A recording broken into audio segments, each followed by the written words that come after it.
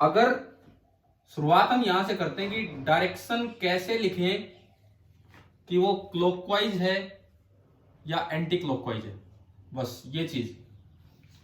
अगर आपको loop board के प्लेन में दिख रहा है, अगर आपको लूप बोर्ड के प्लेन में दिख रहा है यूं, और एक बार करंट यूं फ्लो कर रहा है और एक बार करंट यूं, तो ये तो आप केवल सामने से देख सकते हो, बोर्ड के पीछे जाके नहीं देख सकते हो। तो बताओ ये कौन सी डायरेक्शन है? क्लॉकवाइज। क्लॉकवाइज। और ये कौन सी डायरेक्शन है? Anti clockwise. एक क्लॉकवाइज है और एक एंटी क्लॉकवाइज है। दूसरी बात, अगर आप यूं बनाते हो और करंट ऐसे फ्लो कर रहा है, अब ये सामने से देखने से कुछ नहीं कह सकते क्लॉकवाइज एंटी क्लॉकवाइज। ऑब्जर्वर को या तो इसके ऊपर होना पड़ेगा या उसके नीचे होना पड़ेगा। पहली बार मैं ऑब्जर्वर को यहां लेके चलता हूं, सपोज ऑब्जर्वर इधर है, अब ऊपर से नीचे देख रहा हूं मैं, ऊपर से नीचे, और मेरे लिए करंट ऐसे है, यूं घूम रहा है, यूं यूं बाहर से निकल रहा है और इस तरह से। तो मैं अगर यूं देखूं तो यूं घूम रहा है, तो घड़ी की सुई यूं चलती है मेरे लिए, ये उल्टी चलेगी? कैसे कैसे है ये डायरेक्शन? कौन सी डायरेक्शन है मेरे लिए? Anti clockwise. Anti clockwise. तो इस ऑब्जर्वर को तो लगेगा कि ये एंटी क्लॉकवाइज है। अच्छा, अगर मैं ऑब्जर्वर नीचे बैठा दूं, तो नीचे बैठा हुआ ऑब्जर्वर जब इसको देख रहा है तो उसको यूं दिख रहा है, यूं। नीचे बैठा हुआ ऑब्जर्वर, मतलब एक बात आप याद रखो, अगर एक साइड से आप आइडेंटिफाई कर पा रहे हो तो दूसरी साइड से अपोजिट डायरेक्शन आनी। अगर आपको ये चीज इधर से एंटी क्लॉकवाइज नजर आई तो इधर वाले ऑब्जर्वर को वही चीज कैसी नजर आएगी? क्लॉकवाइज। जैसे मेरे सामने घड़ी है, वो यूं घूम रही है, यूं, इस डायरेक्शन को मैं कह रहा हूं क्लॉकवाइज। देखो यूं घूम रही है, इस डायरेक्शन को मैं क्लॉकवाइज कह रहा हूं, और मैं इसके इधर आ जाऊं, मैं इसके इधर आ जाऊं, तो अब मुझे यही डायरेक्शन कैसी नजर आएगी? घड़ी से उल्टी। तो इसको क्या बोल देंगे हम? Anti clockwise. तो एक तरफ से जो डायरेक्शन क्लॉकवाइज होती है, दूसरी तरफ से वो एंटी क्लॉकवाइज होती है। ऐसे ही मान लो जैसे यूं है, और सपोज कीजिए यूं करंट आ जाए। अब अगेन क्लॉकवाइज एंटी क्लॉकवाइज लिखने के लिए आपको ऑब्जर्वर बताना पड़ेगा कि इस लूप के राइट में है कि इस लूप के लेफ्ट में है। सपोज ऑब्जर्वर इधर है, इसके राइट में, तो अब आप बताओ इसके लिए करंट एंटी क्लॉकवाइज है कि क्लॉकवाइज? Anti clockwise. ये हाँ बिल्कुल, ये अगर यहां से देखेगा तो इसको यूं करंट दिख रहा है, यूं उल्टा, तो दिस इज एंटी क्लॉकवाइज। हाँ जी, अभी गर्वित समझ गए हो ना कि किस तरह से क्लॉकवाइज एंटी क्लॉकवाइज लिखना है? बताओ यही पूछ रहे थे कि कुछ और? अरे सभी को क्लियर हो गया ये डायरेक्शन कैसे लिखनी होती है देख के? Yes sir. ठीक है।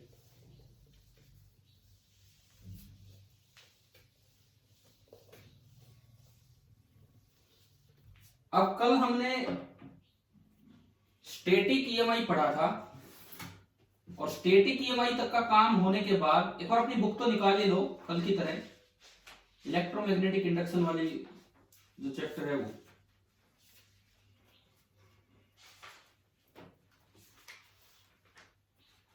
अब देखो, अब मैं आता हूं page number 210, 210, page number 210, and यहां पे आपका टॉपिक है Lenz law. Motional EMI start करने से पहले हम चलते हैं लेंज लॉ की तरफ। पेज नंबर 210 पे लेंज लॉ। ये लिखता है, इन 1834 German physicist Heinrich Friedrich length deduced a rule known as Lenz law which gives the polarity of induced EMF in a clear and concise fashion। हालांकि मैं आपको बता चुका कि करंट इस तरह से इंड्यूस होगा, करंट इस तरह से इंड्यूस होगा कि जो भी कारण है उसको अपोज करेगा। अगर फ्लक्स बढ़ रहा था तो फ्लक्स को कम करवाएगा, और अगर मैग्नेटिक फ्लक्स कम हो रहा था तो करंट इस तरह आएगा कि फ्लक्स को बढ़ाने के लिए। तो लेंज लॉ की स्टेटमेंट क्या है, ये इन्होंने लिखा है, the polarity of induced EMF is such that it tends to produce a current which opposes the change in magnetic flux that has produced it। देखिए मिल गई क्या ये स्टेटमेंट? आपने पढ़ ली अपनी किताब से? हाँ भाई, ये लिखता है लेंज लॉ में, the polarity of the induced EMF, the polarity of the induced EMF is such that, किस तरह से होती है, it tends to produce a current, ये एक ऐसा करंट प्रोड्यूस करेगा, it tends to produce a current which opposes, it tends to produce a current which opposes the change in magnetic flux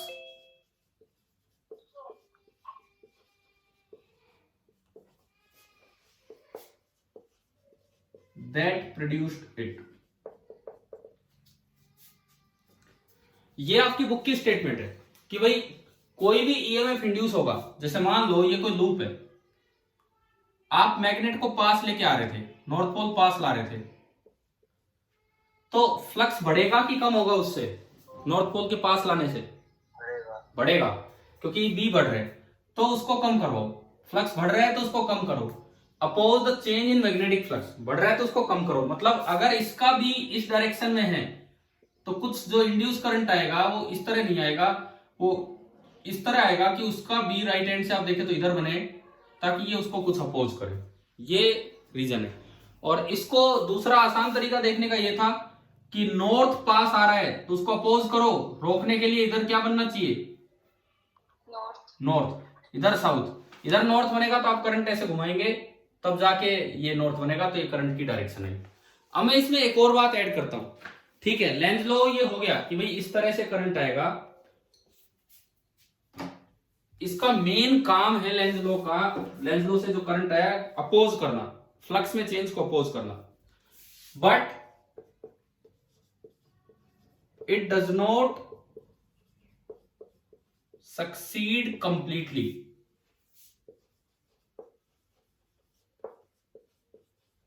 क्या मतलब हुआ इस बात का कि भाई जो इंड्यूस्ड करंट आएगा वो कोशिश करता है कि अपोज करे, चेंज ना होने दे फ्लक्स को, परंतु वो सफल नहीं हो पाता है। वो अपोजिशन की कोशिश करता है लेकिन अपोजिशन कर नहीं पाता है। क्यों नहीं कर पाता है? Because the flux produced by, कौन सा फ्लक्स है ये? इलेक्ट्रिक फ्लक्स की मैग्नेटिक फ्लक्स? हाँ, ये ध्यान रखना, ये जो फ्लक्स है ये मैग्नेटिक फ्लक्स है। Because the flux produced by induced current, ये आपकी बुक में नहीं लिखा है, ये जो इससे आगे है, ये जो बात में ऐड कर रहा हूं, ये बुक में नहीं लिखी है। Flux produced by induced current is only A टिनी fraction of the original. तो अगर आपने बुक खोली हुई है तो इसी स्टेटमेंट के साइड में मार्जिन है, काफी मार्जिन दिया हुआ है, गैप है, आप उस गैप में ना ये बात लिख दो तो बेटर रहेगा, ताकि आगे के लिए ध्यान रहे आपको कि लेंज लॉ कहता है कि जो करंट आएगा, जो ईएमएफ इंड्यूस होगा, जिससे कोई करंट आएगा, वो इस तरह आएगा कि जो भी चेंज हो रहा है उसको अपोज करे, परंतु उस चेंज को अपोज करने में सक्सेसफुल नहीं होगा, कंप्लीटली सक्सेसफुल नहीं होगा, क्योंकि इंड्यूस्ड करंट जो बी प्रोड्यूस करता है उससे जो फ्लक्स आता है that is almost A टिनी fraction of the original. जो ओरिजिनल फ्लक्स था जिसमें चेंज हो रहा था उसका ये जरा सा पार्ट होता है, तो कंप्लीटली ये सक्सेसफुल नहीं होता है उस चेंज को शो करने में। अभी बताओ लेंज लॉ क्या है? क्या ये पूरी स्टेटमेंट नीचे तक समझ में आ गई है कि नहीं? दोबारा बता। देखो एग्जाम्पल क्लियर है कि सामने मैग्नेट था, सामने कॉइल थी, इधर से मैं मैग्नेट लाया तो नॉर्थ को अपोज करने के लिए नॉर्थ बनेगा, उस हिसाब से करंट आया। क्या इतनी बात आई समझ में? पहले ये बताओ यहां तक क्लियर है कि नहीं? यहां तक जो मैंने बताया, ठीक है। अब उससे नीचे क्या है वो मैं बताता हूं। ये कॉइल है, ये कोई कॉइल है, इसके पास यहां एक मैग्नेट है नॉर्थ साउथ। मैं मैग्नेट को चलाता हूं, जब मैग्नेट दूर था तो फ्लक्स था सपोज कीजिए 5 वेबर, मैग्नेट दूर था तो फ्लक्स था सपोज कीजिए 5 वेबर। मैं मैग्नेट को पास लाया तो सपोज कीजिए फ्लक्स बढ़ के होना चाह रहा है कितना? 8 वेबर। फ्लक्स बढ़ रहा है तो लेंज ने कहा कि करंट इस तरह से आएगा कि वो इस चेंज को अपोज करे, तो फ्लक्स को बढ़ने ना दे, तो वो अपोजिट डायरेक्शन में अपना बी फैला देगा, लेकिन उसके बी की वजह से जो फ्लक्स आया होगा, मान लो वो 0.1 वेबर है, 0.1 वेबर। ओरिजिनल फ्लक्स इनिशियली कितना था? 5 वेबर, बढ़ के कितना होना चाह रहा है? 8 वेबर।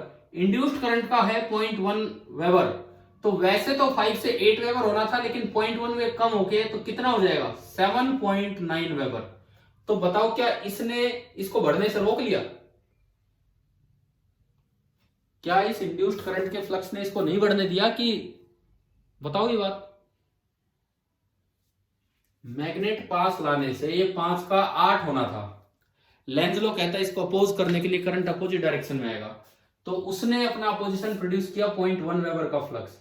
तो 5 से 8 नहीं हुआ लेकिन 7.9 हो गया। तो परंतु फ्लक्स बढ़ा कि नहीं बढ़ा ये बताओ, या इसने उसे बढ़ने से ही रोक दिया? इंक्रीज तो हुआ है। इंक्रीज हुआ है, ये तो एक थोड़ा सा अपोजिशन है। देखो मैंने यही लिखा है, it does not succeed completely.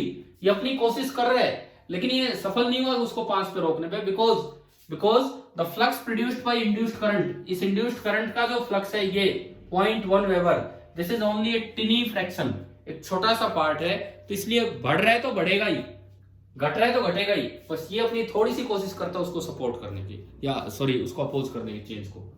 अभी बताओ ये पूरा लेंज लॉ क्लियर हुआ कि नहीं? क्या है? Yes sir.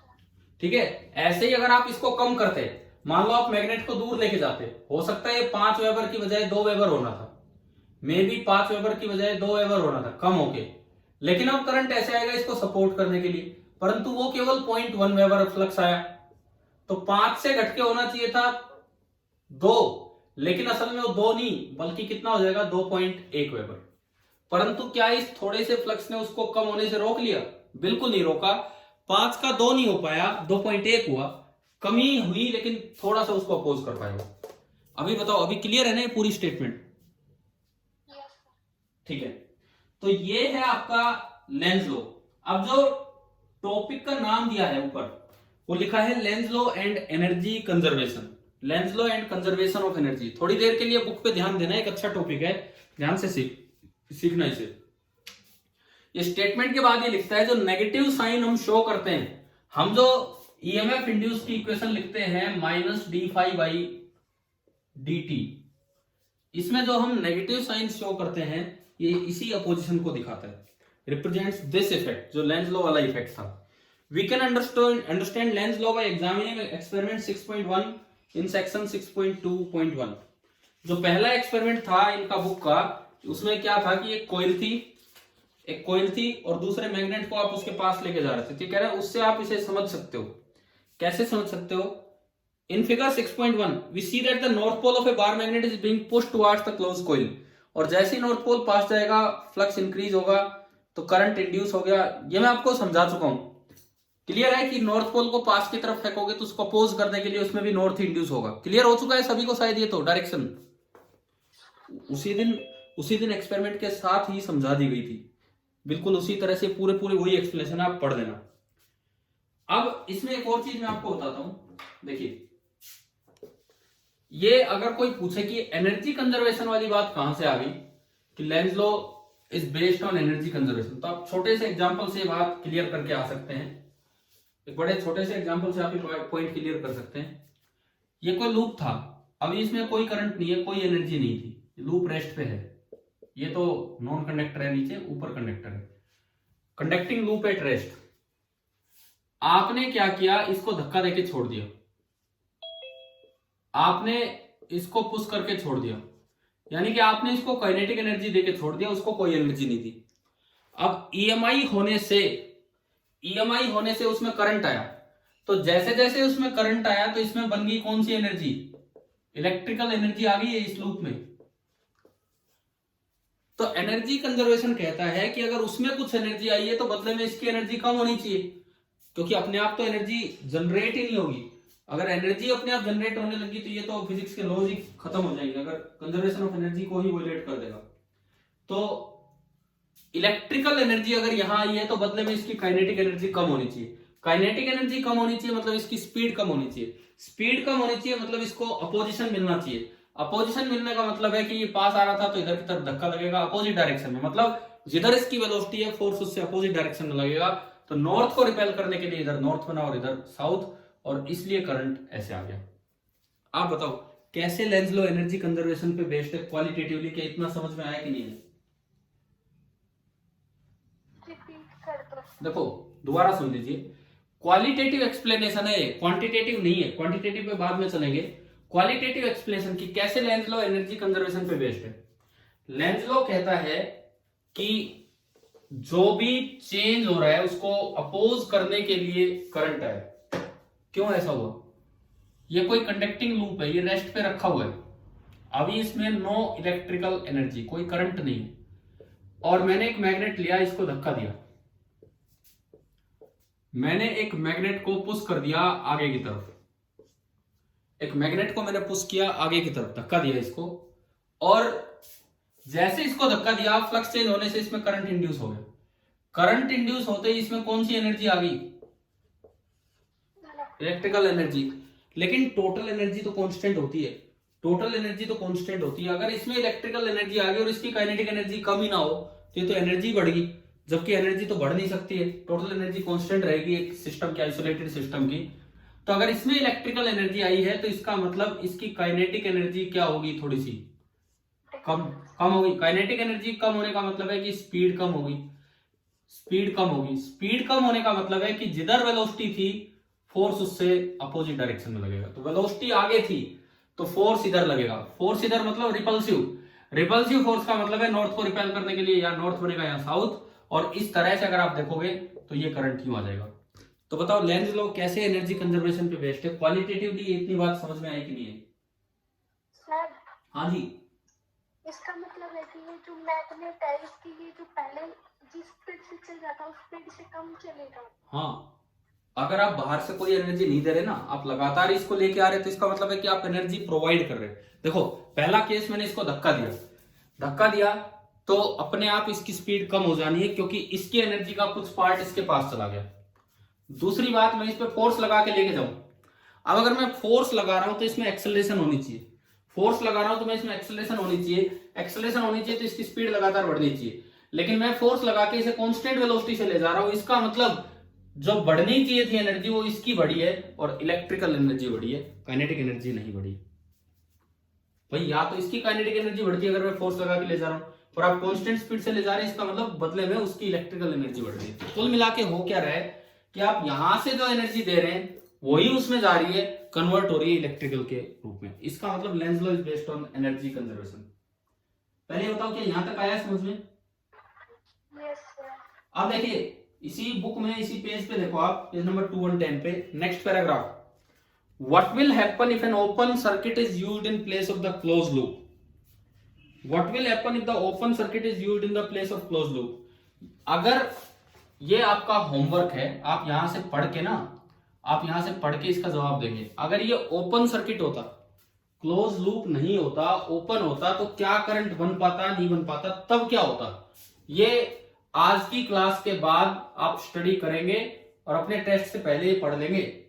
हो सकता है इन छोटी छोटी बातों पे कोई सवाल बना के दिया जाए, तो अपने टेस्ट से पहले ही पढ़ लेना।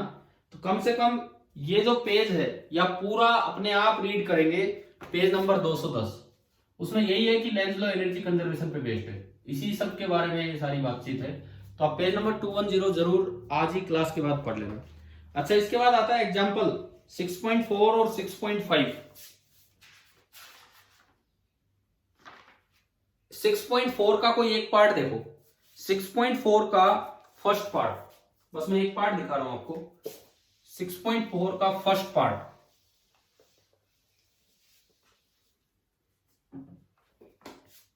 ये क्रॉस लगा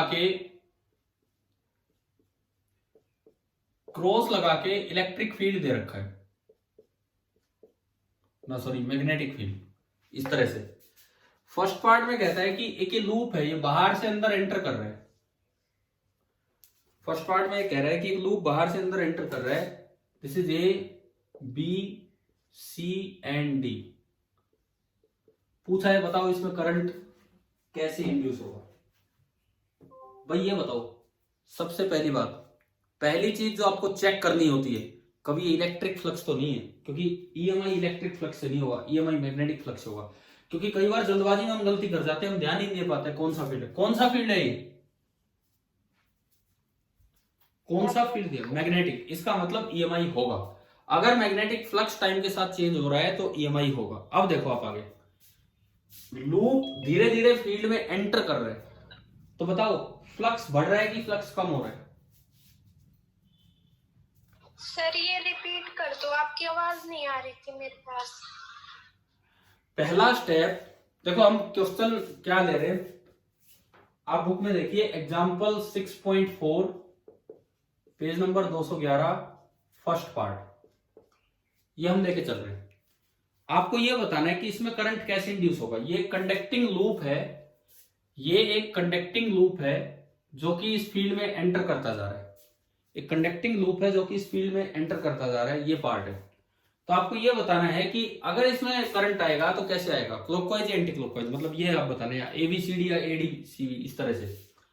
तो देखो सबसे पहला स्टेप आपको ये चेक करना है कहीं इलेक्ट्रिक फील्ड तो नहीं दे रखा है, बिकॉज कई बार हम जल्दबाजी में कर जाते हैं, लेकिन इलेक्ट्रिक फ्लक्स चेंज होने से कोई करंट नहीं आएगा। करंट कब आएगा, जब मैग्नेटिक फ्लक्स में चेंज हो। तो यहाँ कौन सा फ्लक्स है इस लूप में से, इलेक्ट्रिक फ्लक्स की मैग्नेटिक फ्लक्स? मैग्नेटिक फ्लक्स, ठीक है, पहली बात सही हुई। दूसरी बात, अगर ये लूप इसके अंदर एंटर करता है तो फ्लक्स बढ़ेगा कि कम होगा? पहले लूप बाहर था, धीरे धीरे एंटर कर रहा है, बताओ फ्लक्स बढ़ रहा है कि कम हो रहा है? इंक्रीज हो रहा है, क्योंकि ज्यादा फील्ड लाइंस इसको क्रॉस करके जा रही होंगी, इंक्रीज हो रहा है। कब तक इंक्रीज होगा, जब तक ये पूरा एंटर ना कर जाए। एक बार एंट्री पूरी हो लेगी तो फिर फ्लक्स कांस्टेंट हो गया। लेकिन ये एंट्री टाइम का पूछा है, तो एंट्री टाइम पे फ्लक्स इंक्रीज कर रहा है, मैग्नेटिक फ्लक्स। तो बताओ लेंज ने क्या कहा, करंट कैसे आएगा, फ्लक्स को कम करवाएगा कि फ्लक्स को बढ़ाएगा? इंक्रीज करवाएगा। नहीं, इंक्रीज तो अपने आप हो रहा है, वो इंड्यूस करंट क्या कोशिश करेगा, फ्लक्स को कम करवाने की कि फ्लक्स को बढ़ाने की? कम करवाने की। तो इसकी कोशिश रहेगी कि फ्लक्स कम हो। फ्लक्स कम का मतलब है कि जो इसका बी आएगा उसकी डायरेक्शन अप्लाइड बी से अपोजिट हो, तभी फ्लक्स वो कम करवा पाएगा। अप्लाइड बी है क्रॉस, क्रॉस मतलब अंदर, तो इसका मतलब इंड्यूस्ड करंट का बी किधर होना चाहिए, इंड्यूस्ड बाहर। इंड्यूस्ड करंट का बी बाहर होगा, बाहर होगा तो इसमें करंट यूं आएगा, तभी भी बाहर हो सकता है। इट मीन्स जो इसमें करंट आएगा वो इस तरह से आएगा, इसमें जो करंट आएगा वो इस तरह से आएगा, और तब जाके ये वो लेंज लॉ को सेटिस्फाई करेगा। अब बताओ ये वाला क्वेश्चन आ गया समझ में पहला?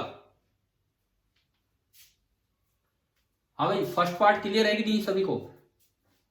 सर लास्ट स्टेप बताना। पहला स्टेप ही देखो, आप सारे स्टेप ही देख लो। पहला स्टेप, फील्ड मैग्नेटिक फील्ड होना चाहिए ताकि फ्लक्स मैग्नेटिक फ्लक्स हो। दूसरा स्टेप, जैसे जैसे लूप अंदर एंटर कर रहा है मैग्नेटिक फ्लक्स टाइम के साथ बढ़ रहा है। मैग्नेटिक फ्लक्स अगर टाइम के साथ बढ़ रहा है तो इंड्यूस्ड करंट इस तरह से आएगा कि it will try to decrease the flux, it will try to decrease the flux. Decrease का मतलब ये है कि जो इसका बी होगा वो अपोजिट डायरेक्शन में होना चाहिए बी अप्लाइड से, और बी अप्लाइड है क्रॉस, तो बी इंड्यूस की डायरेक्शन होनी चाहिए डॉट, डॉट मतलब बाहर। अब इसमें दो तरह से करंट फ्लो कर सकता है, अगर एडीसीबी फ्लो करे, एडीसीबी तो बी अंदर हो गया, लेकिन इसमें फ्लो करेगा यूं, तभी जाके उसका बी बाहर होगा। तो ये हमारी करंट की डायरेक्शन आ गई। अभी बताइए, अभी क्लियर है कि नहीं ये पार्ट? Yes sir. ठीक है, अब देखो एक और सवाल, इसी का दूसरा पार्ट, एबीसी एक ट्रायंगुलर लूप है यहां, और इन्होंने नाम दिया है ए बी सी, और ये यूं लेके जाया जा रहा है बाहर की तरफ। फिर से बताओ, क्या मैग्नेटिक फ्लक्स चेंज हो रहा है, क्या मैग्नेटिक फ्लक्स चेंज हो रहा है क्या? ये फील्ड से बाहर निकल रहा है, फील्ड यहीं तक है क्वेश्चन में, फील्ड से बाहर निकल रहे हैं, चेंज हो रहा है क्योंकि फील्ड लाइन कम होती जा रही है। मैग्नेटिक फ्लक्स कम हो रहा है लूप में से कि ज्यादा हो रहा है? कम हो रहा है। तो अगर मैग्नेटिक फ्लक्स कम हो रहा है तो इंड्यूस करंट की क्या कोशिश रहेगी, उसको बढ़ाए।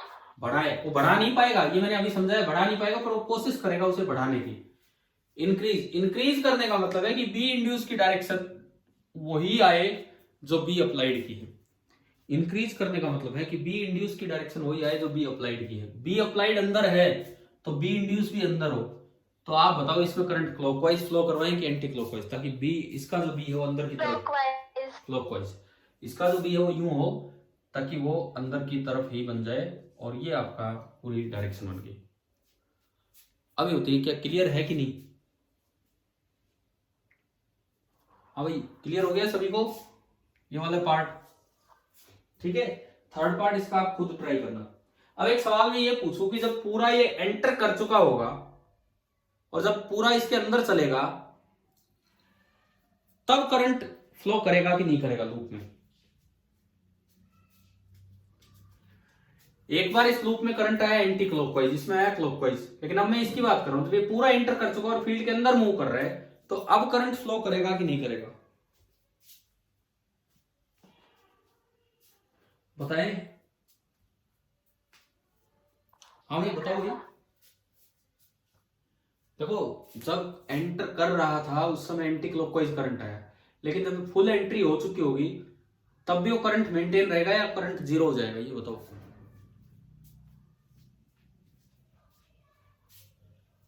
ईएमएफ इंड्यूस होता है d phi by d t, d of magnetic flux. जब एक बार वो एंटर कर चुका और पूरा इसके अंदर चल रहा है, तो क्या क्या फ्लक्स में कोई चेंज हो रहा है कि नहीं हो रहा है? नहीं हो रहा तो फ्लक्स कांस्टेंट हो जाएगा, और कांस्टेंट का डिफरेंशिएशन कितना होगा? जीरो।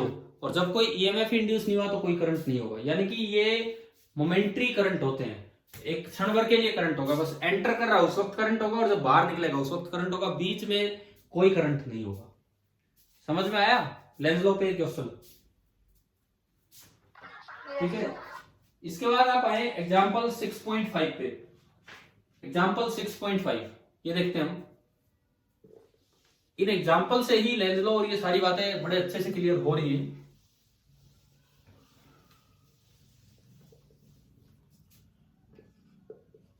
सिक्स 6.5 इसको देखते हैं। इसमें कितने पार्ट है? A B C D, 4 part है। A part, a closed loop is held stationary in the magnetic field between the north and south pole of two permanent magnets held fixed। ये कह रहा है दो परमानेंट मैग्नेट हैं वो fix हैं और बीच में लूप भी फिक्स है। एक ये मैग्नेट है, एक ये मैग्नेट है, और ये फिक्स है, सब कुछ फिक्स है, इस तरह का है। ये कह रहा है can we hope to generate current in the loop by using very strong magnet. मैं कह रहा हूं ये बहुत स्ट्रॉन्ग मैग्नेट है, very strong magnet. This is also very strong magnet and this is a conducting loop, लेकिन सब कुछ फिक्स है, तो बताओ इसमें करंट इंड्यूस होगा कि नहीं होगा ईएमआई से? नहीं होगा सर। नहीं होगा। फ्लक्स बहुत ज्यादा होगा, फ्लक्स होगा, ये मत कह देना कि फ्लक्स नहीं होगा। इसमें से फ्लक्स बहुत स्ट्रॉन्ग हो गया क्योंकि मैग्नेट्स बहुत ही स्ट्रॉन्ग है, परंतु चेंज इन फ्लक्स जीरो होगा, change in magnetic flux zero होगा, इस वजह से ईएमएफ जीरो। तो क्या खाली स्ट्रॉन्ग मैग्नेट लेकर ईएमआई हो जाएगा?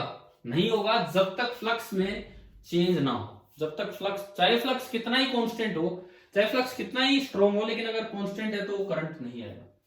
चलिए पहला सवाल आ गया आपको समझ में? ठीक है, एक बार इसके सॉल्यूशन में इसका आंसर पढ़ो एक line. No however strong the magnet may be, बिल्कुल नहीं हो सकता, चाहे आप कितना ही स्ट्रॉन्ग मैग्नेट ले लीजिए, current can be induced only by changing the magnetic flux through the loop. Current केवल तभी इंड्यूस होगा जब आप मैग्नेटिक फ्लक्स को टाइम के साथ चेंज करेंगे। अच्छा बी पार्ट, बी पार्ट देखो, a closed loop moves normal to constant electric field. भाई एक बार में ध्यान जाना चाहिए, कौन सा फील्ड दे रखा है यहाँ, कौन सा field? Magnetic electric. B part पढ़ रहे हैं, बी पार्ट कौन सा फील्ड दे रखा है? Electric field between the plates of a large capacitor. एक लार्ज कैपेसिटर है, कैपेसिटर में इसने नहीं भी लिखा होता तो भी हम जानते हैं कैपेसिटर की प्लेट पे एक पॉजिटिव एक नेगेटिव और बीच में होता है इलेक्ट्रिक फील्ड। एक इलेक्ट्रिक फील्ड आपको दिया है, a close loop moves normal to the constant electric field between the plates. जैसे क्लोज लूप लिया, फील्ड उधर है तो उसके परपेंडिकुलर डायरेक्शन में मूव करता है, नॉर्मल मूव करता है, इस तरह से मूव करता है। अच्छा इसके बाद सुनो, is a current induced in the loop, क्या लूप में करंट आएगा? पहला option when it is wholly inside the reason.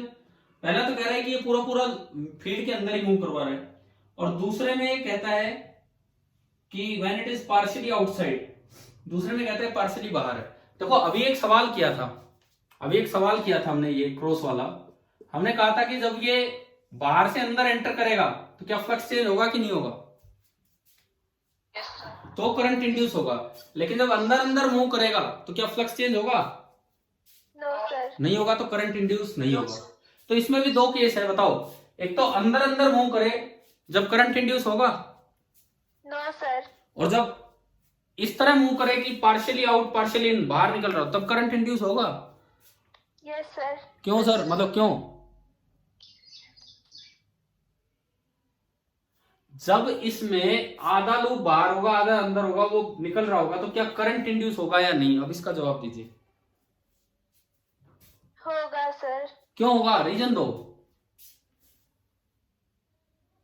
Reason बोलो एक लाइन में कुछ भी, कि भाई फ्लक्स टाइम के साथ चेंज हो रहा है। यहां जब था तो फ्लक्स टाइम के साथ चेंज नहीं हो रहा, और यहां जब था तो फ्लक्स टाइम के साथ चेंज हो रहा है। यही रीजन है ना? Yes sir. कौन सा फ्लक्स टाइम के साथ चेंज हो रहा है? कौन सा फ्लक्स? मैग्नेटिक। ये मैग्नेटिक फ्लक्स है। कौन सा फील्ड है कैपेसिटर की प्लेट्स में? इलेक्ट्रिक। तो फिर कौन सा फ्लक्स टाइम के साथ चेंज हो रहा है यहाँ? इलेक्ट्रिक। Electric flux. क्या इलेक्ट्रिक फ्लक्स से ईएमआई होता है? No sir. मैंने जब क्वेश्चन स्टार्ट किया आपको उस पर ध्यान दिलवा दिया था कि भी ये देखो इलेक्ट्रिक फील्ड लिखा हुआ है। अब मैं फिर से पूछता हूँ, बताओ आप, जब ये आधा अंदर आधा बाहर है, पार्शियली आउट है, तब आप बाहर निकाल रहे हो, फ्लक्स कम हो रहा है, ठीक है, फ्लक्स कम हो रहा है, क्या करंट इंड्यूस होगा कि नहीं होगा? नहीं होगा सर। नहीं होगा, बिल्कुल नहीं होगा, क्योंकि यहाँ मैग्नेटिक फ्लक्स नहीं है। यहाँ कौन सा फ्लक्स है? Electric flux. अब देखो, जल्दबाजी में इन बातों पे ध्यान नहीं जाता। कई बार बच्चों का वो सोच जाते हैं कि हाँ हमने पढ़ा था कि भाई पूरा इसके अंदर मूव करेगा तो करंट नहीं आएगा, और आधा अंदर आधा बाहर है तो करंट आएगा। लेकिन वो तब होगा जब ये मैग्नेटिक फील्ड होता, उसका मैग्नेटिक फ्लक्स होता। अभी कोई करंट इंड्यूस नहीं होगा दोनों पार्ट में। बी पार्ट आ गया ना, 6.5 का बी पार्ट समझ में। तो इस बी पार्ट के साथ एक अपना स्टार मार्क लगा लेना, क्योंकि एक अच्छा सवाल है आपके लिए, ताकि ये गलती आप ना करें आगे कभी भी अगर इस तरह की चीज आए तो। ठीक है, 6.5 का सी पार्ट। हम चलते हैं अब 6.5 के सी पार्ट पे। सी पार्ट देखिए, rectangular loop and a circular loop are moving out of a uniform magnetic field region to a field free region with constant velocity. ये कह रहा है यूनिफॉर्म फील्ड रीजन से फील्ड फ्री रीजन की तरफ लेके जाया जा रहा है, एक लूप को फील्ड फ्री रीजन की तरफ लेके जाया जा रहा है। एक रेक्टेंगुलर लूप है इस तरह से, एक तो ये रेक्टेंगुलर लूप है, इसको बाहर निकालेंगे, ठीक है, और एक बार ये कहता है कि सर्कुलर लूप है।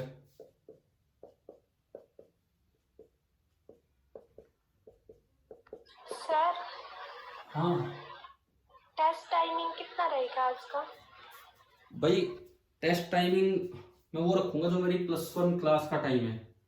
आपका टेस्ट टाइम रहेगा, 1 मिनट, 1:50, 1:20, 1:30 पर। आपकी अगली क्लास 2 बजे है ना? 2 बजे के आसपास।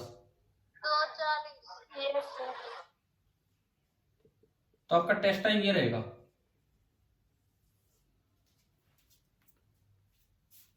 12:30। या मैं यार आपको एग्जैक्ट, मेरी और भी क्लास है 10th की, मैं बता दूंगा आपको थोड़ी देर में। क्लास के बाद जब मैं फ्री होऊंगा तो लगभग आधे घंटे में मैं आपको बता दूंगा कि टेस्ट टाइम क्या रहेगा।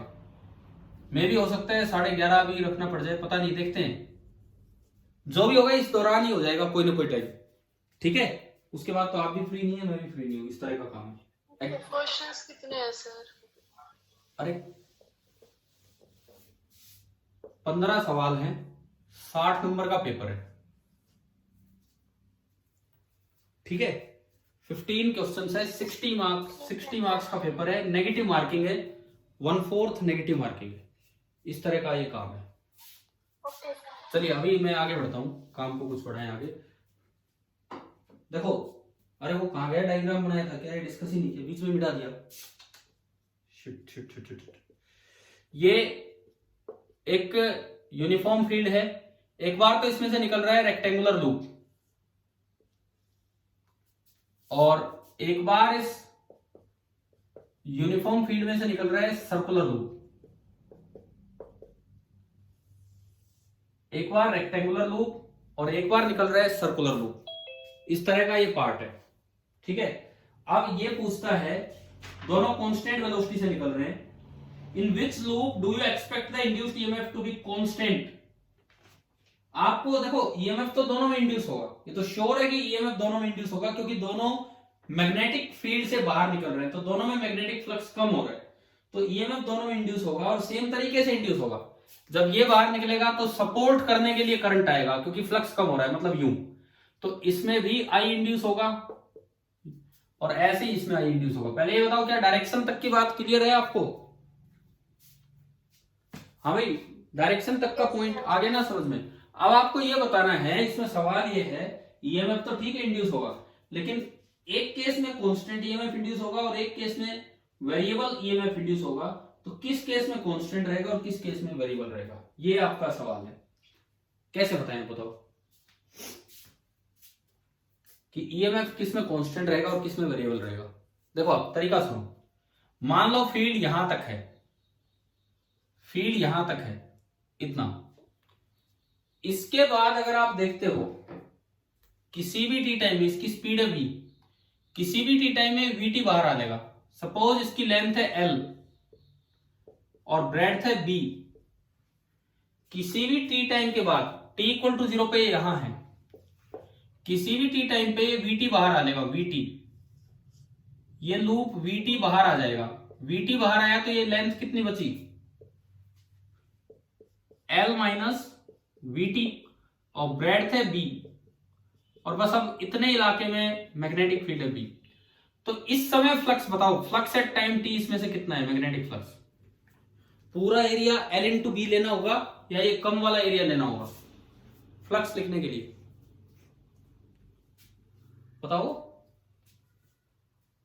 पूरा एरिया लेना होगा या ये इतना एरिया लेना होगा फ्लक्स लिखने के लिए? अरे मैग्नेटिक फ्लक्स केवल ये फील्ड वाला एरिया लेंगे, कम वाला। तो बी डॉट ए, बी का मैग्नीट्यूड है बी, एरिया है small b into l minus b t, और एरिया और बी, एरिया भी परपेंडिकुलर होता है, बी भी परपेंडिकुलर, तो दोनों के बीच का एंगल है 0 डिग्री, cos 0। तो मैग्नेटिक फ्लक्स आया b b l minus b b v t, ये आपका मैग्नेटिक फ्लक्स है। अब मैं ईएमएफ कितना इंड्यूस होगा वो निकालता हूं। ईएमएफ इंड्यूस होता है d phi by d t, magnitude, direction नहीं ले रहा हूं मैं। तो आपने d phi by d t किया, बीबीएल का मैग्नीट्यूड तो कितना 0, मुझे इसका मोड लेना है, मुझे इसका मोड, तो बीबीएल का मैग्नीट्यूड तो 0, इसमें b इंटू वी तो कांस्टेंट है, स्पीड भी कांस्टेंट है, तो वी तो बाहर आ गया, और dt बाई dt कितना हो जाएगा, dt बाई dt 1। तो यानी कि ये जो ईएमएफ इंड्यूस आया, this is b into v, क्या ये टाइम के साथ चेंज हो रहा है कि इनमें कोई भी चीज वेरिएबल है? No sir. नहीं। इसका मतलब रेक्टेंगुलर लूप में जो ईएमएफ इंड्यूस होगा, रेक्टेंगुलर लूप में जो ईएमएफ इंड्यूस होगा वो कैसा होगा, कांस्टेंट होगा, वो टाइम के साथ चेंज नहीं होगा। कि यहां तक बात आई समझ में? ठीक है, इसका रीजन यही है कि हर बराबर टाइम में बराबर एरिया बढ़ रहा है, जबकि इसमें देखो, इसमें सर्कुलर लूप में आप ध्यान से देखिए, सपोज कीजिए फील्ड यहां तक है, तो ये यूं लूप है, मान लो 1 सेकंड में इतनी लेंथ आगे गई, 2 सेकंड में इतनी लेंथ आगे गई, तो आप ये बताओ जब पहली सेकंड में इतनी लेंथ बाहर होगी, इतनी लेंथ, और जब दूसरे सेकंड में इतनी और लेंथ बाहर होगी, क्योंकि वीटी लेंथ बाहर होती चलेगी, क्या ये एरिया और ये एरिया बराबर है? जबकि इसमें क्या था, पहली सेकंड में इतनी लेंथ गई, दूसरे सेकंड में इतनी लेंथ गई, तो ये एरिया और ये एरिया दोनों क्या थे, बराबर थे। यानी कि यहां एक कांस्टेंट रेट से एरिया कम हो रहा था, तो dA by d t constant था, dA by d t constant था। जबकि उसमें अगर आप देखते हैं तो dA by d t constant नहीं रहेगा, डीए बाई डी टी क्या रहेगा, आपका वेरिएबल रहेगा। इस वजह से जो ईएमएफ आएगा d phi by d t, उसमें डीए बाई डी टी तो आना ही है, वो बी कॉन्स्टेंट है, d phi by d t में बी कॉन्स्टेंट है, बी बाहर आ जाएगा और डीए बाई डी टी बचेगा। तो ईएमएफ इंड्यूस आपका होगा b into d a by d t. अब डीए बाई डी टी इसमें तो कांस्टेंट है, तो ईएमएफ कांस्टेंट होगा, और उसमें d a by d T variable है, तो वहां पे जो ईएमएफ इंड्यूस होगा वो आपका वेरिएबल हो जाएगा। आप बताओ क्या तीसरा सवाल समझ में आ गया कि नहीं? Yes sir. ईएमएफ दोनों में इंड्यूस होगा, लेकिन ज्योमेट्रिकली एक में कांस्टेंट एक में वेरिएबल, इस तरह का होगा। इसके बाद आखिरी पार्ट, इसका आखिरी part, fourth part, predict the polarity of the capacitor in the situation described bye figure this. ये कैपेसिटर है, पीछे की तरफ लगा रखा है, इस तरह से दिखा रखा है, ये कैपेसिटर है। इसकी ऊपर वाली प्लेट को ए बोला है और नीचे वाली प्लेट को बी। ये कैसे पता लगा कि ये पीछे की तरफ लगा रखा है? एक्सिस ब्रेक करके दिखाया है यहां। एक्सिस ब्रेक करके यहां दिखाने का मतलब है कि ये हिस्सा आगे है और वो हिस्सा पीछे। दो तरीके होते हैं, या तो आप पिछले पार्ट को डैश से दिखा दो, इन्होंने क्वेश्चन में पिछले पार्ट को डैश से नहीं दिखाया, तो इन्होंने एक्सिस ब्रेक करके दिखा दिया, यानी कि ये बीच का जो पार्ट निकला हुआ है लूप का, ये बाहर है। अच्छा, अब दोनों साइड से दो मैग्नेट लेके जाए जा रहे हैं। ये बोला गया कि इसका तो नॉर्थ पोल इधर जा रहा है और जो दूसरा मैग्नेट उधर से आ रहा है उसका साउथ पोल इधर आ रहा है। तो आपको पोलैरिटी बतानी है कि ए प्लेट पे कैसा चार्ज आएगा और बी पे कैसा। चलो लेंस लो लगाओ। हाँ भाई, इधर से नॉर्थ आ रहा है तो नॉर्थ को रोकने के लिए इधर क्या बनेगा? नॉर्थ। और साउथ को रोकने के लिए उधर साउथ। साउथ को रोकने के लिए उधर साउथ, इधर नॉर्थ। ठीक है, अब आप इसमें करंट फ्लो करवाओ। कैसे? नॉर्थ इधर बने, साउथ इधर, तो करंट कैसे ले? अंगूठा नॉर्थ की तरफ जाए। यूं करो या यूं करें? यूं करना पड़ेगा, तब अंगूठा ऐसे आ रहा है, तो इसका मतलब आपको करंट की डायरेक्शन ये मिल गई। अगर करंट ऐसे गया तो इलेक्ट्रॉन कैसे चले होंगे? इससे अपोजिट, यानी कि इलेक्ट्रॉन यूं चले होंगे, यूं। ये मोशन हुआ होगा इलेक्ट्रॉन्स का। तो इलेक्ट्रॉन ए से निकल के बी में गए, तो बताओ ए पे कैसा चार्ज आ रहा होगा? ए से इलेक्ट्रॉन निकल रहे हैं, ए से इलेक्ट्रॉन निकल, हाँ, ए बन गया पॉजिटिव एंड बी आपका बन गया नेगेटिव। तो आप बताइए क्या ये चारों पार्ट आपको क्लियर हो गए हैं कि नहीं इस क्वेश्चन के? अब बात सुनो, एग्जाम्पल मैंने 6.4 और 6.5 करवाया है, आप अपनी तरफ से 6.1 to 6.5 जरूर ट्राई करेंगे। अभी तो क्लास हो रहा है, आज तो 9:20 तक है, मैं कर रहा हूं कंटिन्यू, बट बीच में आपको काम बता रहा हूं। एग्जाम्पल 6.1 to 6.5 आप कंटिन्यू करेंगे, प्लस एक्सरसाइजेज में जो पहला सवाल है, पहला क्वेश्चन एक्सरसाइजेज में 6.1, वो आप टेस्ट से पहले अपना ट्राई कर लेना। ये एग्जाम्पल्स हैं, और एक मैंने बीच में वो काम दिया है, कौन सा? पेज नंबर याद है आपको? अभी बताया था लेंस वाला, पेज नंबर 210 पे लास्ट के 2 पैराग्राफ जो थे कि अगर ओपन लूप हो तो क्या होगा, या कैसे वो एनर्जी कंजर्वेशन पे बेस्ड है, तो वो वाला भी आप जरूर पढ़ेंगे। तो चलिए, यहां तक की बात आगे होगी समझ में जो मैंने बताया। अब इसके बाद जो अगला टॉपिक है, that is motional electromotive force, वो हम स्टार्ट करते हैं। स्टैटिक चला, फिर लेंस लॉ चला, अब हमारा आता है मोशनल ईएमआई। अब थोड़ी देर के लिए बुक पे चाहे ध्यान मत दो, इधर देखो मैं बोर्ड पे पढ़ा रहा हूं।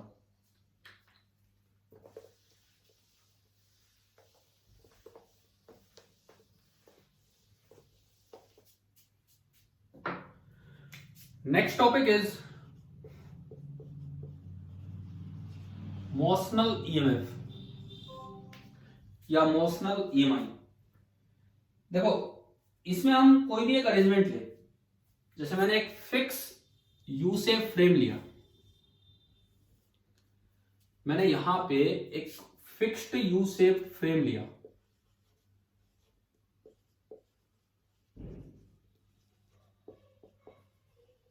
और ये कंडक्टिंग है, और इस पे एक स्लाइडिंग वायर ली कंडक्टिंग, मान लो वायर की लेंथ है L, इसको एक कांस्टेंट स्पीड v से चलाया जा रहा है, और इस इलाके में एक यूनिफॉर्म फील्ड है अंदर की तरफ B। तो आप बताओ, इस वायर में जो ईएमएफ इंड्यूस होगा, मैं अगर इसको नाम दूं PQ, तो ईएमएफ इंड्यूस्ड इन वायर PQ, क्या कल जब फ्लक्स रूल को प्रूव कर रहे थे तो क्या ये मैं बता चुका हूं कि इसमें ईएमएफ इंड्यूस होगा BLV? बताओ, जब हम फ्लक्स रूल को प्रूव कर रहे थे तो क्या हम ये निकाल चुके कि ईएमएफ इंड्यूस होगा BLV? अरे जवाब दो, भाई कल एक तो जनरल मेथड मैं आपको 3 तरीके से बताता हूँ, अभी आपको समझ में आना चाहिए कि कैसे कैसे हमने बताया है। सबसे पहला method, method first, by invoking मतलब यूज करते हुए Lorentz force, by invoking Lorentz force and general definition of EMF. ये ध्यान है, इस तरह से करवाया था। EMF is work done per unit charge, work done होता है integral f dot d l per unit charge.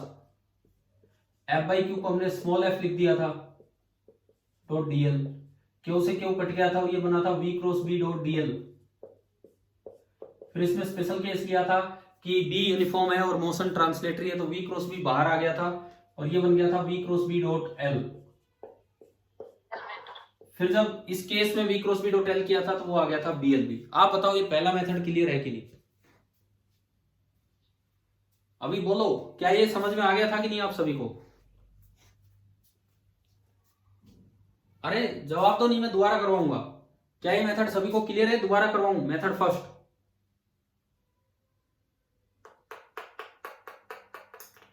एक बार बता दो, दोबारा करवाऊं क्या मेथड फर्स्ट? देखो आप लोग ढंग से जवाब ही नहीं दे रहे हो। अगर कोई भी कंफ्यूजन आता है, सभी को आता है ये वाला मेथड वीएलबी कैसे आया? ठीक है। मेथड सेकंड, मेथड फर्स्ट के बाद मेथड सेकंड। ये मेथड आपको इसलिए आने चाहिए, आपके बोर्ड एग्जाम में जब ये बीएलबी प्रूफ मांगते हैं तो साथ में मेथड लिख देते हैं कौन से मेथड से करना है।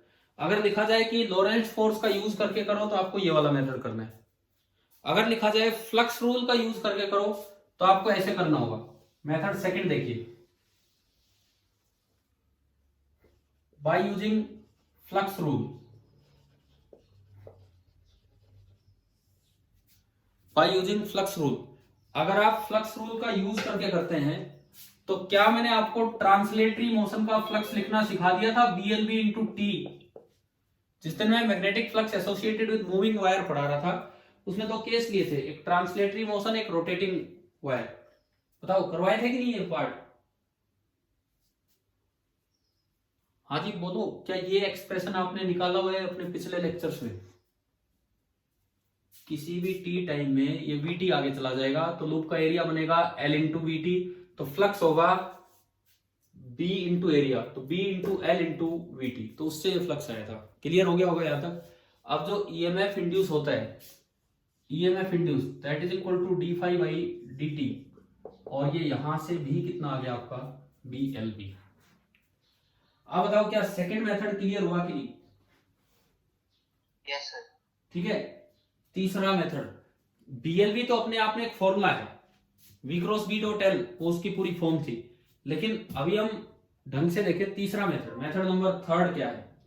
मेथड थर्ड ये कहता है कि आप इसको एक ओपन वायर मान लो, स्ट्रेट वायर, और उस पर फोर्स बैलेंस कर दो, जिससे डिटरमाइन कर लो कि इलेक्ट्रोस्टैटिक फील्ड या इलेक्ट्रिक फील्ड अंदर कितना बना होगा, और उससे आप पोटेंशियल डिफरेंस निकाल लो।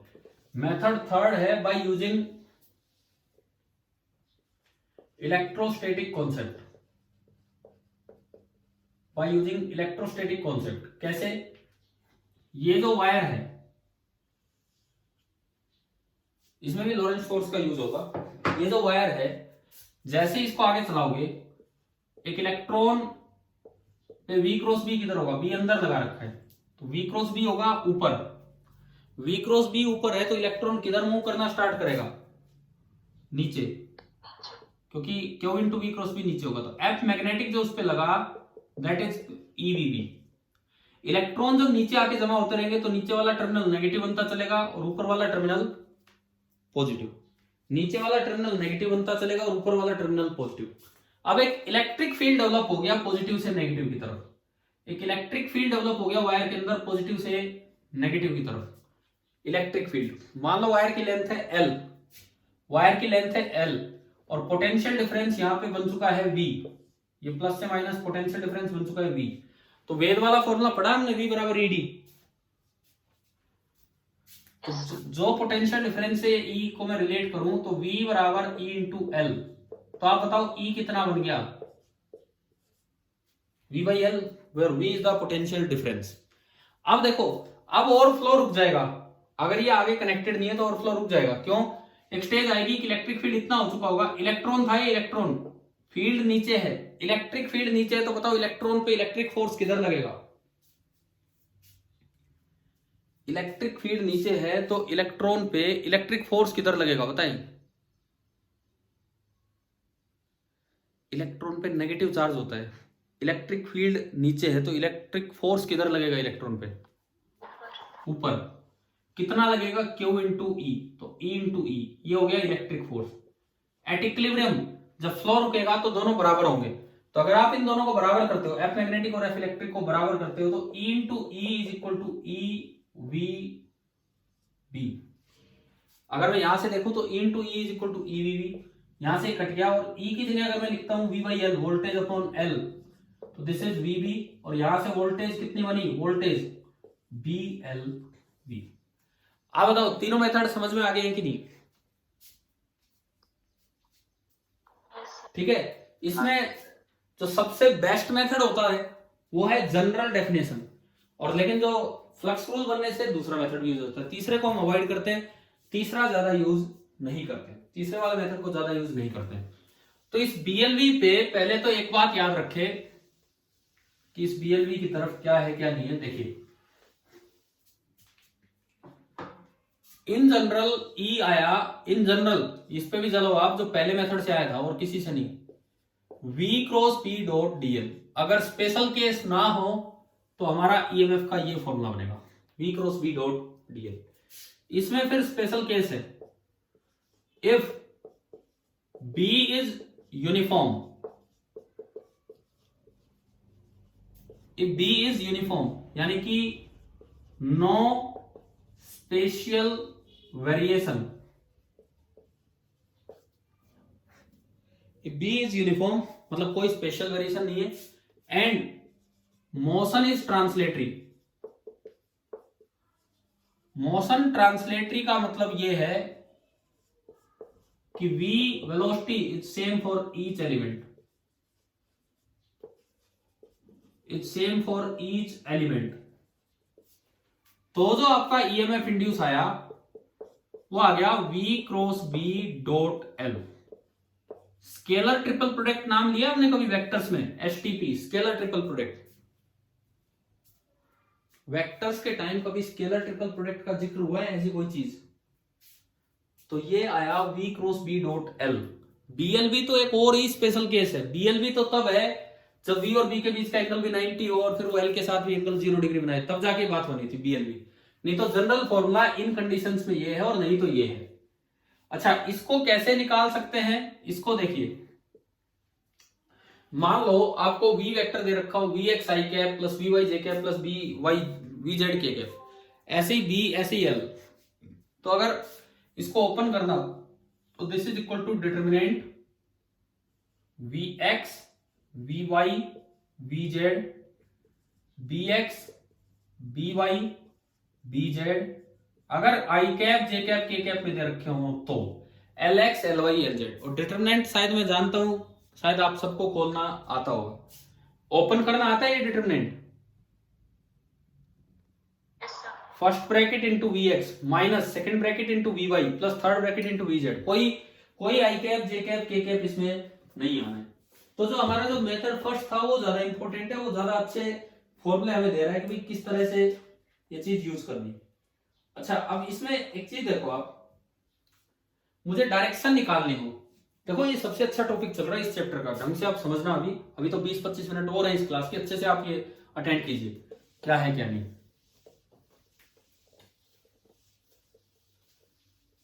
ये वाला फॉर्मूला मैं आपको दिखा रहा हूं कि कैसे क्या करना है।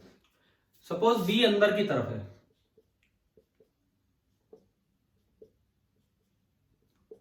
और बी यूनिफॉर्म है। बी अंदर की तरफ है और बी यूनिफॉर्म है, कोई स्पेशल वेरिएशन नहीं है। और इसमें हमने एक लूप लिया, लूप नहीं मतलब एक ओपन पार्ट, ऐसे इसको कहता हूं P, इसको कहता हूं Q। ट्रांसलेटरी मोशन हो रहा है, मैं इसको आगे लेके जा रहा हूं विद सम वेलोसिटी V। इसका ये मतलब है कि हर पार्ट v वेलोसिटी से जा रहा होगा। ट्रांसलेटरी मोशन का ये मतलब है, एक साथ सारे पार्ट v वेलोसिटी सीधा जा रहा है, घूम नहीं रहा है। अब मुझे बताना है कि ईएमएफ इंड्यूस कितना होगा। तो इसका फॉर्मूला ये रहा, v cross b dot dl, ना डॉट dl नहीं, जब आप वो स्पेशल केस लेते हो, ये b यूनिफॉर्म और ये, तो ये रिड्यूस होके आ गया था, v क्रॉस b बाहर आ गया एंड डॉट बना वेक्टर लेंथ l। अब मेरा सवाल ये है, ये कैसे डिसाइड करोगे कि वेक्टर लेंथ l p से q की तरफ बनाना है कि q से p की तरफ, ये कैसे डिसाइड करें बताओ कि वेक्टर लेंथ l p से q की तरफ बनाना है या q से p की तरफ। क्या क्वेश्चन समझ में आया कि आपको या नहीं आया, क्या पूछ रहा हूं मैं आपसे? देखो इसका तरीका क्या होता है, सुनिए। आप किसी भी एक को वेक्टर एल मान लो, सपोज कीजिए आपने वेक्टर एल ऐसे माना। अगर आप वेक्टर एल ऐसे मानते हो तो इसका मतलब आप इसको नेगेटिव टर्मिनल मान रहे हो और इसको पॉजिटिव। एक बात ध्यान रखिए, वेक्टर एल की जो डायरेक्शन है that is from negative terminal to positive terminal, ये बात आप याद रखें। अगर आपने वेक्टर एल ऐसा माना तो ये नेगेटिव माना है आपने और ये पॉजिटिव। अब आप इसको सोल्व कर दो, ये एक नंबर आएगा, कोई i cap j cap k cap नहीं आने, ये स्केलर प्रोडक्ट है, स्केलर ट्रिपल प्रोडक्ट। एक नंबर आएगा, it may be positive, it may be negative.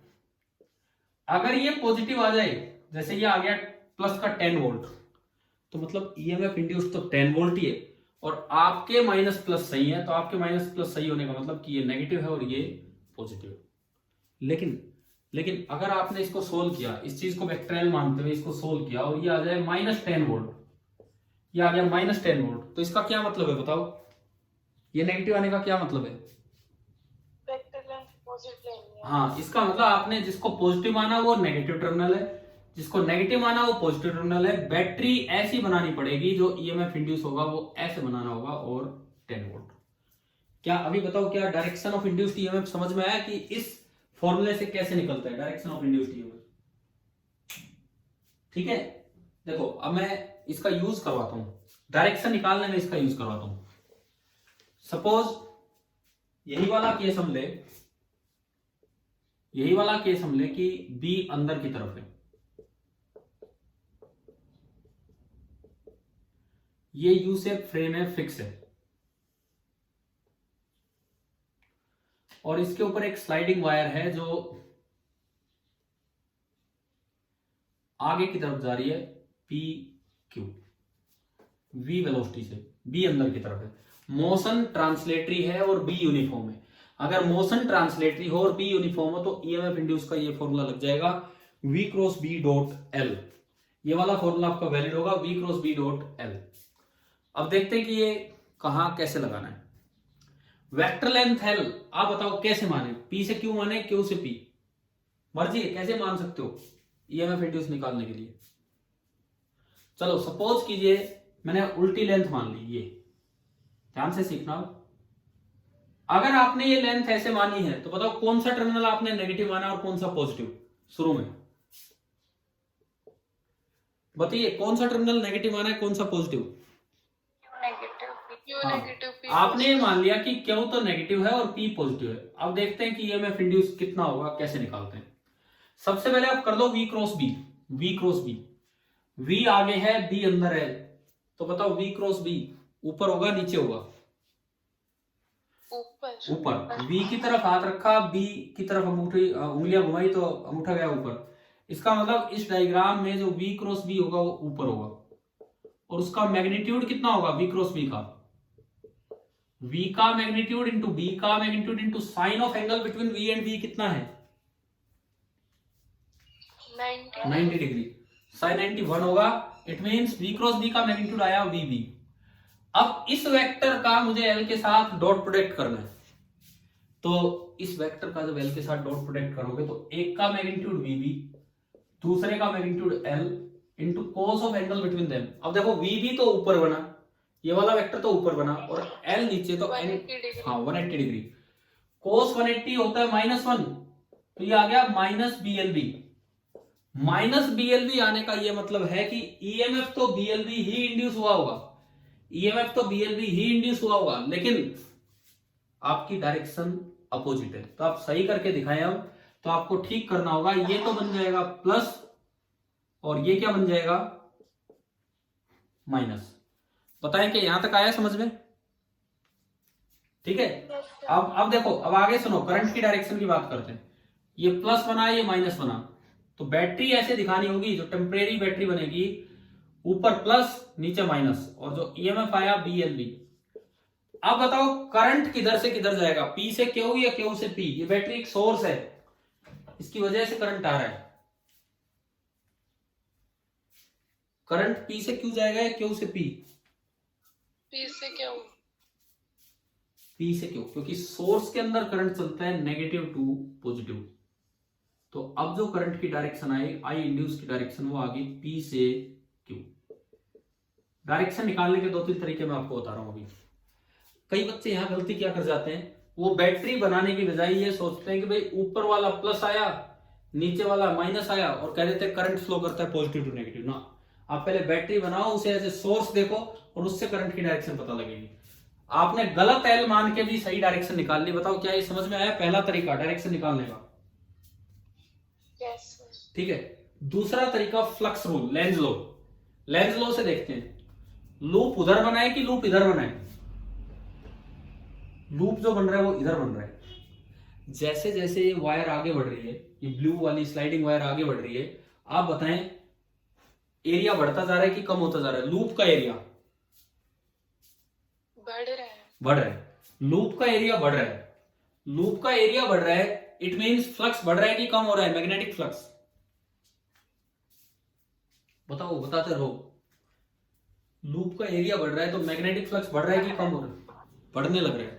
तो लेंज ने बताया कि अगर फ्लक्स बढ़ रहा है तो करंट क्या कोशिश करेगा, किस तरह आएगा कि वो उसको फ्लक्स को कम कर सके, अपोज करे। अब बी अंदर अप्लाई कर रखा है, तो अपोज करना है तो इंड्यूस करंट का भी अंदर होना चाहिए कि बाहर होना चाहिए? बाहर का मतलब कि करंट ऐसे फ्लो करेगा। बाहर का मतलब कि करंट ऐसे फ्लो करेगा, तो करंट गया P से Q। अभी बताओ क्या ये समझ में आया? हाँ जी भाई, क्लियर है किस तरह से डायरेक्शन निकालिए? सर बिल्कुल लास्ट वाला एक बार दोबारा बता दो, आवाज नहीं आ रही। देखो सुनो, ये वायर आगे जा रही है, वायर आगे जा रही है तो लूप का एरिया बढ़ रहा है। लूप का एरिया बढ़ रहा है तो फ्लक्स बढ़ रहा है। अगर फ्लक्स बढ़ रहा है तो लेंज ने कहा कि लूप में करंट इस तरह इंड्यूस होगा कि वो फ्लक्स को कम करवाए। फ्लक्स को कम करवाए तो जिधर भी अप्लाइड है उससे अपोजिट भी आए, तो बी अप्लाइड अंदर है तो इंड्यूस्ड करंट का भी बाहर आए। तो बाहर के लिए आपको करंट एंटी क्लॉकवाइज लेना होगा, यानी कि पी क्यू में करंट गया P से Q। ये बताओ क्या इतना पार्ट आ गया क्या समझ में? हाँ जी बोलिए। ठीक है। अब सुनो, बाई चांस अगर ये यू शेप फ्रेम इधर होता और अब मैं वायर को मूव करवाता, तो अब बताओ एरिया ऑफ द लूप बढ़ रहा है कि कम हो रहा है? कम हो रहा है। कम हो रहा है तो फ्लक्स कम होगा। तब बताओ इसमें करंट P से Q आता है कि Q से P? Q से P। नहीं, ऐसे बीच में जवाब नहीं देना चाहिए, पहले पूरा देखो, इसको पूरा ढंग से एनालाइज कीजिए। सुनिए, शुरू से चलते हैं। ये उधर जा रहा है, ये वायर उधर जा रही है, एरिया ऑफ द लूप कम हो रहा है कि ज्यादा हो रहा है? कम हो रहा है। एरिया कम हो रहा है तो मैग्नेटिक फ्लक्स भी कम हो रहा है। मैग्नेटिक फ्लक्स कम हो रहा है तो इंड्यूस्ड करंट किस तरह से आएगा? बी को इसको सपोर्ट करेगा, अपोज करेगा? हैं? सपोर्ट, क्योंकि मैग्नेटिक फ्लक्स कम हो रहा है तो इस बार बी सपोर्ट करने के लिए आएगा। सपोर्ट करने का मतलब है कि जो इंड्यूस्ड बी हो उसकी डायरेक्शन वही हो जो अप्लाइड बी की है। सपोर्ट करने का मतलब है कि जो इंड्यूस्ड बी है उसकी डायरेक्शन वही हो जो अप्लाइड बी की डायरेक्शन है। ठीक है। अप्लाइड बी की डायरेक्शन किधर है? अंदर। तो इसका मतलब इंड्यूस्ड बी की डायरेक्शन भी अंदर हो। अंदर चाहते हो तो इसमें करंट क्लॉकवाइज ले कि एंटी क्लॉकवाइज? बताओ। है एंटी क्लॉकवाइज की क्लॉकवाइज? क्या बोल रहे हो? क्लॉकवाइज। इधर लूप है तो क्लॉकवाइज करंट बना, उधर लूप था तो एंटी क्लॉकवाइज बना। लेकिन आप एक चीज कॉमन देखो, चाहे इधर क्लॉकवाइज बने चाहे इधर एंटी क्लॉकवाइज, पी क्यू में करंट कैसे जा रहा है दोनों बार? P से Q। भाई इधर लूप था तो एंटी क्लॉकवाइज, उसमें भी P से Q, उधर लूप था तो क्लॉकवाइज, उसमें भी P से Q। तो इस चीज को ऑब्जर्व करके फ्लेमिंग ने एक रूल दिया जिसे बोलते हैं फ्लेमिंग राइट हैंड रूल। मैं आता हूं अभी उस चीज पे। पहले आप यूं बताओ इंड्यूस्ड करंट की डायरेक्शन निकालने के दो तरीके आपको समझ में आ गए हैं कि नहीं? पहला तरीका V cross B dot L निकाल लो, L कैसे भी मान लो, जैसे माना एक साइड नेगेटिव एक साइड पॉजिटिव, अगर फाइनली आंसर नेगेटिव आ जाए तो आपके प्लस माइनस उल्टे थे, बैटरी दिखाओ उससे करंट आएगा। दूसरा तरीका लेंज लॉ कहता है कि आप लूप देखो और फ्लक्स देखो कि फ्लक्स कम हो रहा है कि फ्लक्स बढ़ रहा है, फ्लक्स देखो कि कम हो रहा है कि बढ़ रहा है, और उसके अकॉर्डिंग फिर आंसर दो जैसे मैंने इसमें दिया। और तीसरा तरीका सबसे आसान तरीका जिसे हम बोल देते हैं फ्लेमिंग राइट हैंड रूल, इसको हम बोल देते हैं फ्लेमिंग्स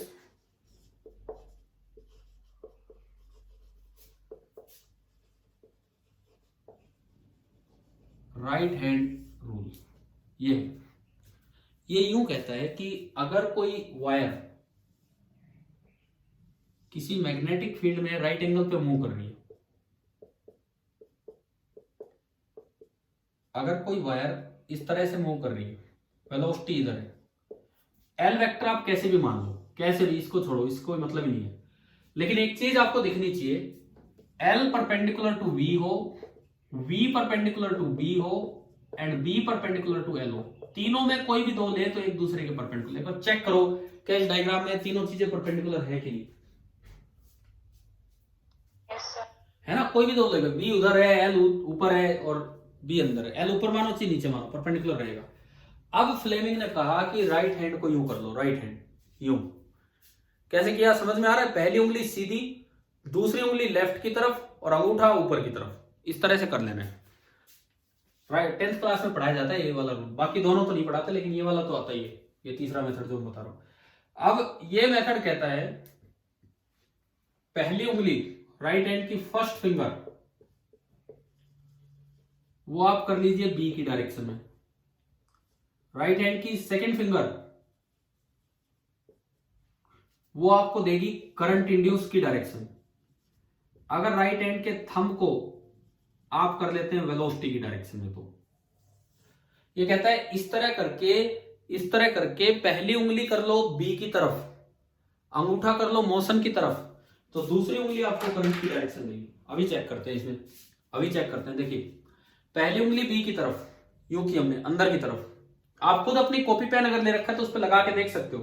पहली उंगली बी की तरफ, अंगूठा किधर करना है मुझे, अंगूठा किधर करना है, वेलोसिटी की तरफ, वेलोसिटी आगे है। तो देखो कैसे करना है, सुनो, ये एक बार पहली उंगली बी की तरफ कर दी, अब यूं मोड़ देना है कि अंगूठा वेलोसिटी की तरफ हो जाए। देखो पहली उंगली मैंने आगे की तरफ कही थी, आगे वो बी उधर है, ये यूं था, अब अंगूठा वेलोसिटी की तरफ क्यों कर दी, तो दूसरी उंगली ऊपर की तरफ जाएगी। आप इसमें देखिए first finger thumb, second finger ऊपर जा रही है ऊपर की तरफ, तो सेकंड फिंगर अगर ऊपर की तरफ बन रही है तो जो करंट फ्लो करेगा वो ऊपर की तरफ फ्लो करेगा। तो आपको डायरेक्शन ऑफ करंट पता लग गई कि अगर मैं इसको P बोलता हूं इसको Q, तो करंट जाएगा P से Q। अभी बताओ Fleming right hand rule clear हुआ कि नहीं हुआ? Yes sir. या इसमें कोई डाउट हो तो बता दो, अभी मैं दोबारा बता दूंगा आपको फ्लेमिंग राइट हैंड रूल में। अच्छा देखो तो ये 10th में आया था, याद हो आपको जनरेटर के टाइम 10th क्लास में यस सर। आता है ये Fleming right hand rule, generator वगैरह जो पढ़ाते हैं वहां पे। तो हमें ये तीन चीजें समझ में आ गई। अब साथ ही साथ अगर ये तीनों परपेंडिकुलर हैं तो जो ईएमएफ इंड्यूस होगा उसका फॉर्मूला भी याद रख लेना है बीएलवी। अगर तीनों परपेंडिकुलर हैं तो ईएमएफ इंड्यूस होगा बीएलवी। अगर तीनों परपेंडिकुलर नहीं है लेकिन बी यूनिफॉर्म है और मोशन ट्रांसलेटरी है तो फॉर्मूला है V cross B dot L। और अगर कुछ भी नहीं है तो जनरल फॉर्मूला है integral V cross B dot DL। Method first, second या थर्ड, मैंने तीन मेथड आपको ये ईएमएफ निकालने के बताए। कौन से मेथड से ये फॉर्मूले सारे के सारे डेराइव हो रहे थे एग्जैक्ट? फर्स्ट से। फर्स्ट मेथड सबसे बेस्ट मेथड है। फ्लक्स वाले से वो बीएलवी निकलता है जो स्पेशल केस है, लेकिन जनरल वो आपका ऊपर वाला काम है। अच्छा अब इसमें देखो, सपोज कीजिए क्वेश्चन आ जाए कि बी अंदर की तरफ है, इस तरह से क्वेश्चन आ जाए कि बी अंदर की तरफ है, यूनिफॉर्म है, वायर ऐसे रखी हुई है, पी क्यू वायर ऐसे रखी हुई है और इसको आगे चलाया जा रहा है with velocity v। Translatory motion है। अब पूछा है EMF induce in the wire PQ, length L है, मैग्नेटिक फील्ड B है और वेलोसिटी V है। अब मुझसे पूछ लिया EMF induced in the wire PQ, तो क्या BLV फॉर्मूला डायरेक्ट लगेगा? क्या B, L और V में कोई भी दो उठाएं तो क्या परपेंडिकुलर मिल रहे हैं? आप बताओ, क्या B और L परपेंडिकुलर हैं? बताते चलो मुझे। क्या इस क्वेश्चन में B और L परपेंडिकुलर हैं? बिल्कुल है। क्या B और V परपेंडिकुलर हैं? Yes sir. हैं। क्या L और V परपेंडिकुलर हैं? No sir. नहीं है। L परपेंडिकुलर नहीं है V के, इसका मतलब अब आप ये तो कह नहीं सकते कि ईएमएफ इंड्यूस इज BLV, ये तो आप लगाएंगे नहीं। अब आपको उस पे जाना होगा, V cross B dot L। तो सबसे पहले V क्रॉस B बताओ कितना होगा और किधर होगा? ऊपर, ऊपर होगा और VB होगा। तो अगर आप V क्रॉस P देखते हैं तो वो VB होगा और ऊपर होगा। अब इसका डॉट करो L के साथ, तो डॉट करोगे तो एक का मैग्नीट्यूड VB, दूसरे का magnitude L into cos of angle between VB and L। V cross B ऊपर है और L आगे है, तो बताओ कितना एंगल हो गया? 90। कोस ऑफ 90 डिग्री, और कोस 90 डिग्री कितना होता है? कोस 90 कितना होता है? 0। तो क्या अब समझ में आ रहा है? खाली BLV रटने से पार नहीं पड़ेगी, ये याद करना है, ये लगाना है फॉर्मूला। क्लियर आया? समझ में हुआ? ठीक है। अब देखो सुनो, एक और रिजल्ट यहां से मिल रहा है। L और V पैरेलल हैं, L और V पैरेलल हैं, या पहले आगे मानो चाहे पीछे मानो, पैरेलल वेक्टर में आएंगे। तो एक और रिजल्ट हमारे पास ये आया कि if B parallel to L और B पैरेलल टू V और L पैरेलल टू V, अगर तीनों में से कोई भी दो पैरेलल हो जाए तो जो ईएमएफ इंड्यूस होगा वो कितना होगा? 0। अगर तीनों में से कोई भी दो पैरेलल हो जाते हैं तो जो ईएमएफ इंड्यूस होगा वो 0 होगा। अगर तीनों इस तरह से हैं कि किन्हीं भी दो को आप देखें दोनों परपेंडिकुलर हैं, तो ईएमएफ इंड्यूस आपका बनेगा B into L into V। अभी बताओ कि यहां तक की बातें समझ में आई है कि नहीं? Yes sir. एग्जाम्पल 6.6 पे अभी मत जाना, मैं रोटेटरी वायर का भी करवाऊंगा, अभी मैं ट्रांसलेटरी वाला करवाऊंगा। एग्जाम्पल 6.6 रोटेशन पे, उस पे अगली क्लास में लेंगे।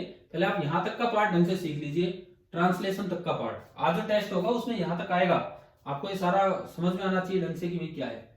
अच्छा, एक और चीज, अगर क्लोज लूप है तो उसकी वेक्टर लेंथ कितनी होती है क्लोज लूप की? 0। और ये फॉर्मूला वैलिड तब है जब प्योर ट्रांसलेटरी मोशन हो और B यूनिफॉर्म हो और लूप क्लोज हो, तो ये 0। तो ईएमएफ इंड्यूस कितना हो जाएगा? 0। एक और रिजल्ट हमारे पास आ गया, if a close loop is in translatory motion in a uniform magnetic field then EMF induced in the loop is 0। ठीक है, जैसे आज वो लेंज लॉ वाले एनसीईआरटी के एग्जांपल कर रहे थे, वो अंदर से बाहर, बाहर से अंदर आ रहा है तब तो ईएमएफ इंड्यूस होगा, परंतु जब वो लूप के अंदर चलता है तो ये फॉर्मूला लगेगा। लूप के अंदर चलेगा तो ये फॉर्मूला लगेगा। चाहे फ्लक्स से देख लो, फ्लक्स चेंज नहीं हो रहा, चाहे इस फॉर्मूले से देख लो, L वेक्टर 0 हो गया, तो इस वजह से जो ईएमएफ इंड्यूस है वो आपका बिल्कुल 0 ही हो जाना है। तो अभी बताइए भाई, क्या आज की क्लास यहां तक समझ में आ गई है कि नहीं? Yes sir. ठीक है, अब आप तैयारी करना और टेस्ट देना। 12 साढ़े 12 जो भी टाइम होगा मैं आपको दे दूंगा, जिसमें मेरे शेड्यूल के अकॉर्डिंग जो टाइम लगेगा मुझे, ठीक, वो आपको दे दूंगा। 15 क्वेश्चन होंगे, 60 मार्क्स का पेपर है, 1/4 नेगेटिव मार्किंग है। ठीक है, केवल ईएमआई जिसमें एलआर सर्किट, फ्लक्स और ईएमआई से रिलेटेड मोशनल ईएमआई तक यहां जितना हो गया, इसमें रोटेशन वाला नहीं, रोटेशन वाला अभी नहीं ले रहे, केवल ट्रांसलेटरी मोशन वाला। ठीक है, चलिए, थैंक यू।